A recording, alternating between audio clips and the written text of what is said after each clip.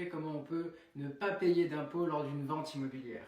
Pour rappel, le cas général, vous vendez un bien immobilier, vous êtes imposé sur la plus-value à hauteur de 36,2%. Ça veut dire que plus d'un tiers de ce que vous allez gagner, vous allez le donner à l'État. Donc ici, je vais essayer de vous montrer comment on peut éviter cela. Le premier cas, le plus simple, vous vendez votre résidence principale, vous êtes automatiquement exonéré d'impôts sur la plus-value. La deuxième possibilité pour ne pas payer d'impôts lors d'une vente immobilière, c'est de détenir votre bien 30 ans.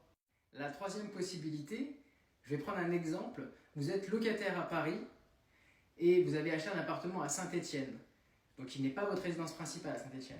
Vous décidez de vendre cet appartement à Saint-Étienne, vous avez gagné de l'argent, cette plus-value que vous avez générée, elle ne sera pas fiscalisée si et seulement si vous n'avez pas été propriétaire de votre résidence principale les 4 ans précédant la vente et si vous vous engagez dans un délai de 24 mois à utiliser le produit de la vente dans l'acquisition, la construction de votre résidence principale. Dites-moi ce que vous en pensez, en tout cas si vous trouvez ça normal que lorsque vous vendez un bien, vous faites de la plus-value, vous soyez imposé à 36,2% potentiellement.